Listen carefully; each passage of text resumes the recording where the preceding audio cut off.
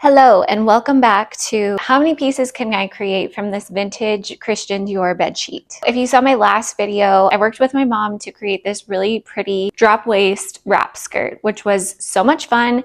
I ended up making a matching top and I was just so in love with that set. I have so much of it left and I really want to use as much of it as I can while it's still the summer season. Today I'm going to be making another matching set. One of them is going to be a self-drafted pair of shorts using my favorite pair of shorts as a template.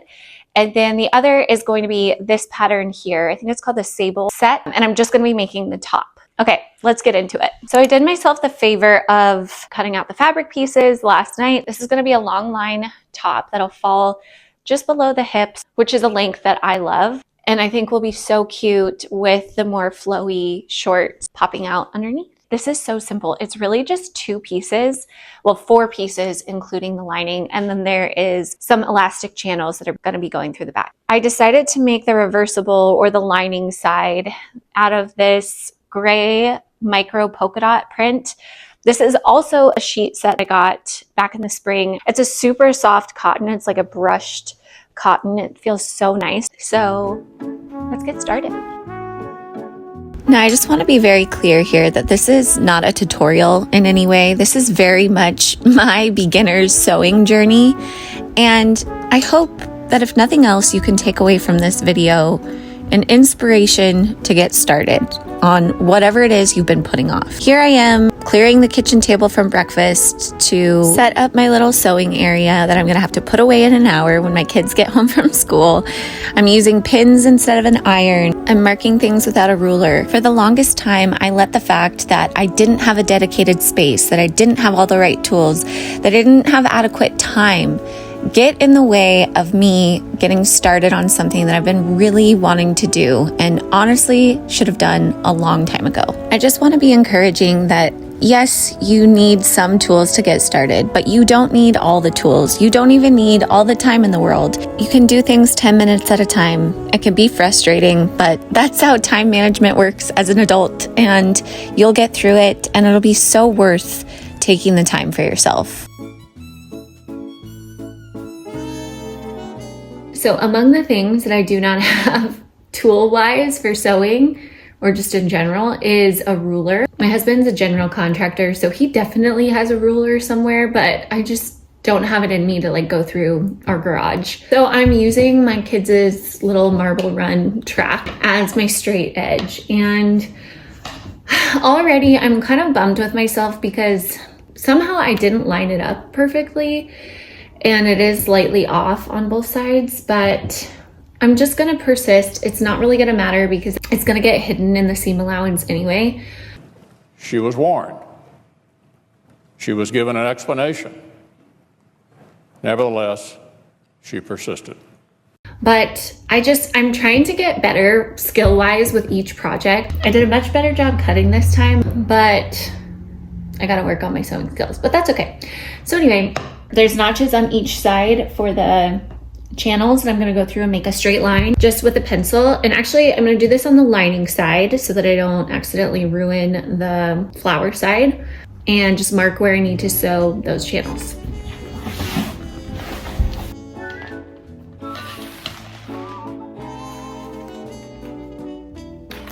Since I just went on a whole rant of saying you don't need all the tools, let me tell you what tools I do think would be most helpful to get started that are probably the least expensive and kind of the most minimal of what you need. Really, all I recommend is a pencil, a good pair of fabric scissors, and pins.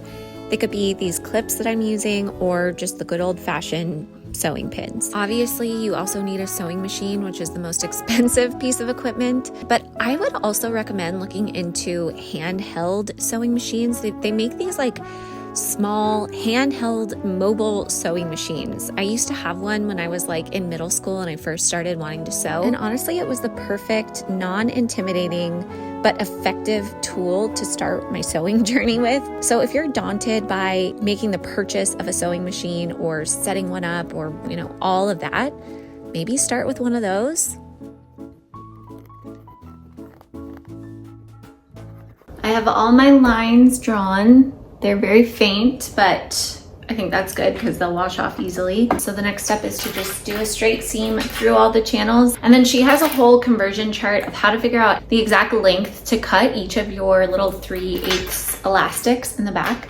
So I'm gonna do the math on that, cut those elastics, and then feed them through. Okay, spoiler alert, I did end up making this shirt twice because I messed up. So I'm gonna try to build in as many lessons learned as possible as we go here, starting with these back channels. So obviously this is really straightforward. You're just sewing along the lines you just marked. But the issue I ran into was that I was not making my fabric flat enough as I was sewing this and not being mindful enough about that. And so my channels ended up being bubbled up a little bit, and I ended up losing a lot of length off of this back piece because of that. However, I will say sewing 14 straight lines following a pencil marking was a huge confidence booster. I feel like if you go to a sewing class, this is probably what they have you do. It's just like sew straight lines. And yeah, you can see my sewing get better and better as I go. And you can see me get more and more confident, like my hands get a little bit less involved. So that was a plus.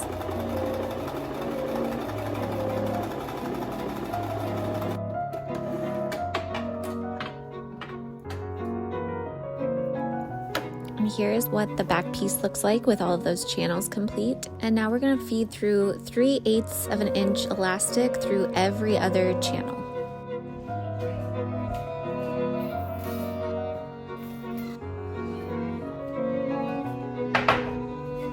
Okay, I've cut all of my elastic strips, and I'm just going to pin a safety pin to it and feed it through each of the channels.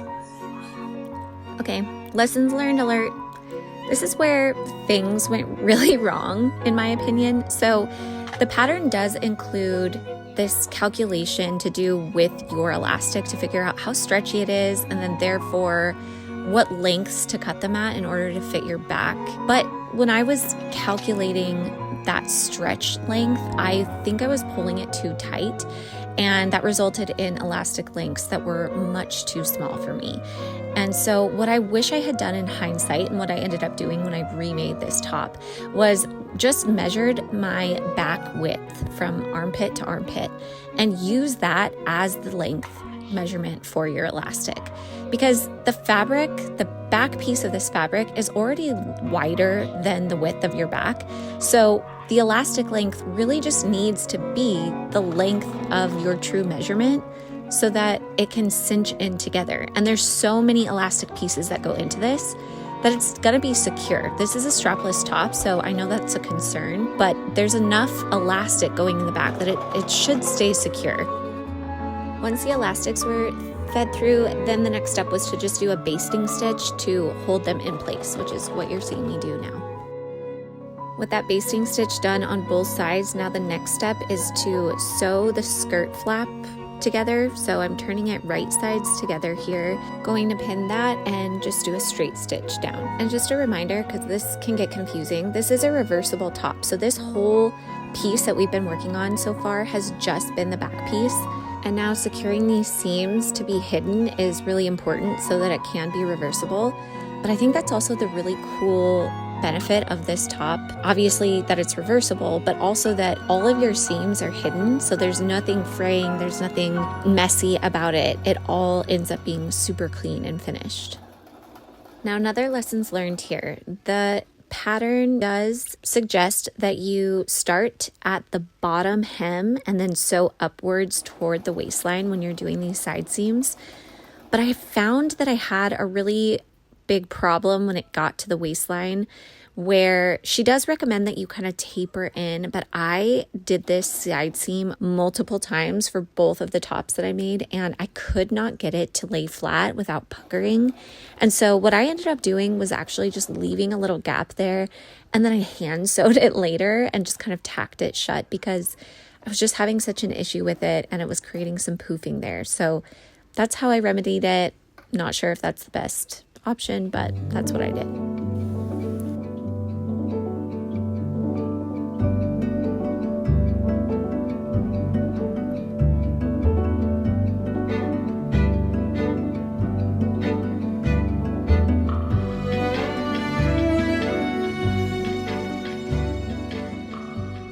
So now we're in the home stretch of finishing up the top. I can't remember what the next steps are, but there is some sort of wizardry with stitching these together, again, to be reversible. I have about a little over an hour today. I'm hoping that we can wrap this up.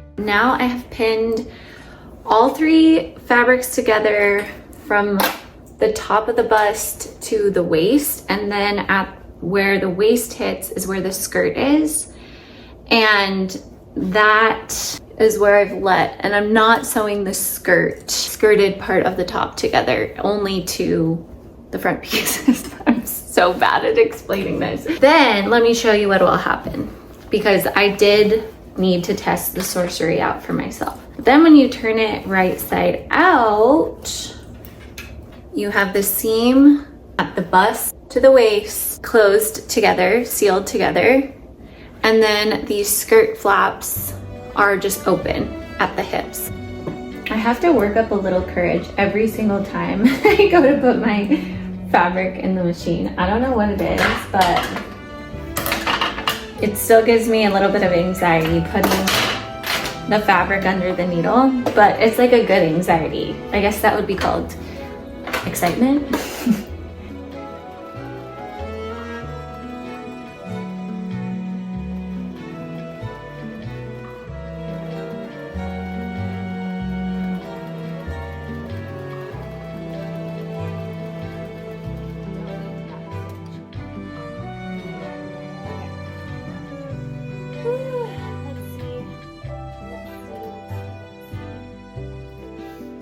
The very last step was to finish the hem of the front piece using what I now know is called the burrito method. I was calling it the clamshell method in this. But basically you encase the entire top inside itself, pin right sides together, and then leave like a 5 centimeter opening that you can pull the whole thing out and then finish the whole front seam with a top stitch. It's really cool. Here's my clamshell. And then now I just carefully pull the rest of the shirt out through that loop. And then I'm just going to top stitch along there to close that gap, but also just to finish the seams the same way that we did in the back.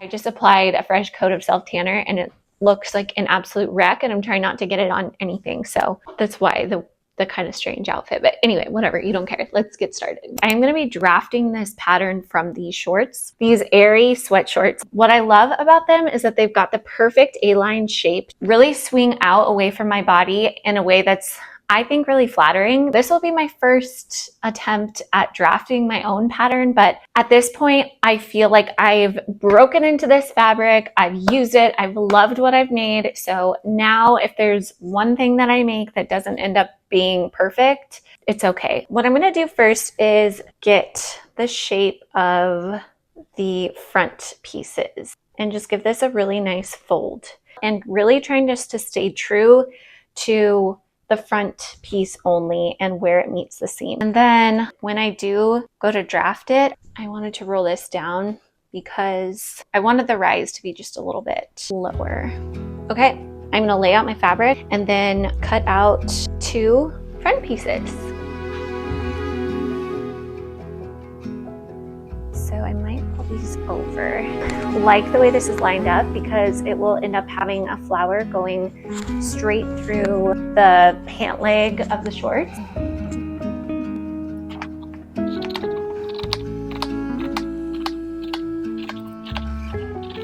So here's what it's looking like. I got a little bit crazy right here and started coming in a little bit too close to the shape of this curve. I forgot that I needed to be stretching this out and that these lines here should be relatively straight. So I'm just gonna try and remember that the seam allowance there might close in a little bit tighter.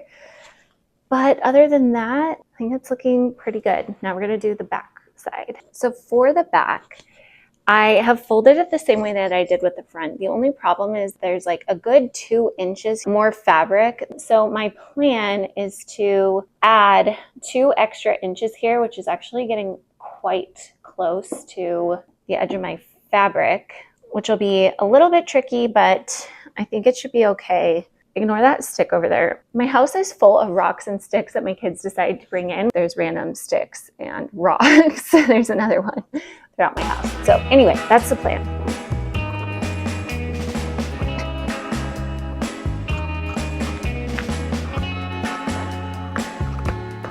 Oh no! You know what I wasn't considering? Seam allowance for the waistband of these shorts. But I think I am doing a lining, which would mean that when I sew those edges together, that will create the tube for the elastic. Is that right? I don't know. But okay. So now I've got my front and back pieces. I want to make sure that the outseam, is that what this is called? Not the inseam, the opposite of the inseam, the outseam. I want to make sure that it's the same length on both sides, which it is a little bit shorter on the front piece. So I'll take just a little bit of length off of that. And then I also want to make sure that the inseam pieces are going to be the same, which we actually look pretty solid there. After further deliberation, I do think I'm just going to add a strip of fabric at the top to act as the channel for the elastic, as opposed to completely lining the shorts. And I made sure to measure those waist lengths with the rise pinned in the center because I knew that I was going to be sewing together the rise before sewing on these waist panels, and so I wanted it to be as accurate as possible. It's gonna be close. I'm gonna just cut along this fold here. I really should get a ruler of some kind, but we're going with this for now. How did I get these weird cuts in there? Look at that. Yikes. Okay, well, now what I'm gonna do is grab the elastic and I'm gonna use it as a guide and just try to keep that as straight as possible. I see so many YouTube sewists using rotary cutters and it makes it look so easy, but I want to know why some people don't use it. Okay, there we go. If you're screaming at your screen right now to tell me to pin this dang elastic down, yeah, me too. Me too. The first thing I need to do is sew the back pieces right sides together at the crotch, basically, in the rise section. And then I'm going to do the same for the front panel. Then I'm going to sew the waistline panel right sides together for the front and back pieces. And that's all I've thought through so far. So let's do that.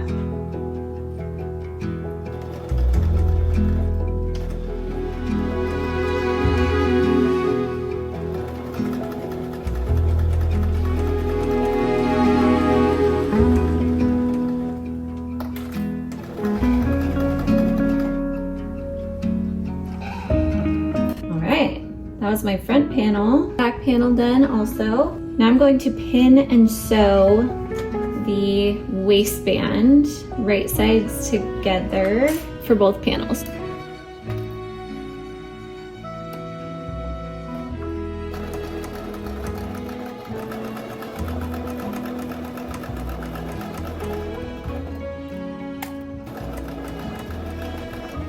So because I don't have an iron right now, I am using my pins to fold and pin down and press down the seams that I just sewed at the waistband there so that I get a nice crisp fold for sewing down the bottom of the waistband. And I use this zigzag stitch setting on my machine to sew down the waistband. I used a zigzag instead of a straight stitch because this fabric does fray easily and I couldn't get a rolled hem to work without an iron, and so this was the next best thing and it worked great. Okay, I have have my front and back panels complete with the waistband channel running through it. Don't look too close. Okay, it's not the best work you've ever seen, but it has gotten the job done. So now the next step I'm gonna do is pin these front and back panels right sides together and sewing along those sides. I'm gonna leave the top part of one side open to feed through the elastic.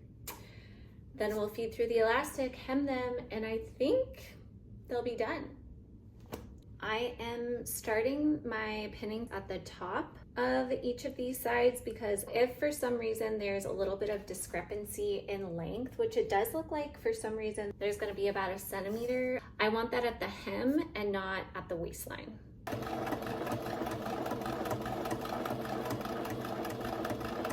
Just realized that I haven't sewn the inseams together yet, so I'm going to do that right now. I didn't show my process for measuring and cutting the elastic for the waistband, but basically all I did was take my waist measurement, add an inch to it for seam allowance, and that was the length that I took in the elastic. This elastic was not super stretchy, and so I wanted it to be a comfortable fit and just be able to get over my hips, but just sort of like kind of float at my waist and not be too tight. So that's the process I did. It worked out wonderfully. And now I'm just stringing it through the channel.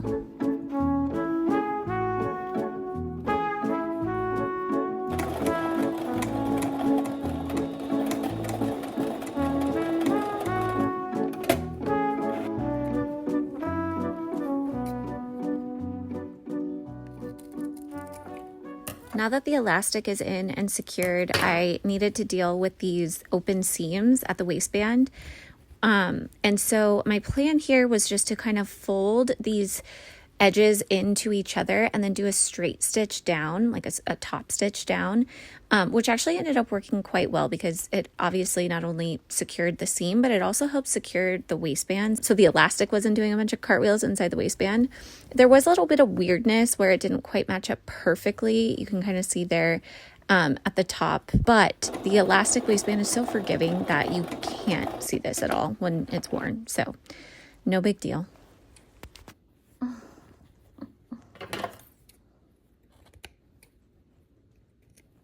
I've just pinned my hem. I'm just going to zigzag stitch. I don't know if I've shown this, but that's what I've been doing to finish all of my seams on the inside as well. Should I do a rolled hem instead?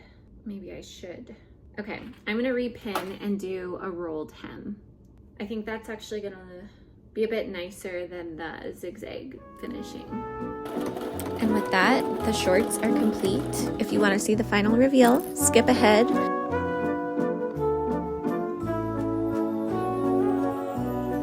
I just wanted to give a few final thoughts before I show the end result. I am really happy with how it ended up turning out. It was kind of exactly how I was picturing, which I wasn't super confident during the process, but I'm really glad I stuck it through. I'm definitely someone that usually tends to frog my projects multiple times before I just let myself finish it, and I didn't do that this time. I did end up making the top twice, but I'll talk about that in a second. Let's start with the shorts. There's a couple things I would do differently next time.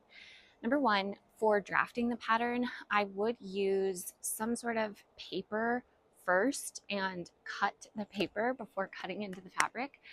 I knew that in the back of my mind, but I don't know why I just decided not to do that. I think I was just too excited and I just went directly from the template to the fabric. So I think that's what I'll do next time.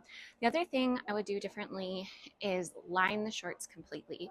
I am really happy with how lightweight they turned out, so I like the look of them not being lined, but I do think it would just make for cleaner finishing on the inside. I don't know that it would necessarily be better, but it's something I want to try for the next time I make a pair of shorts.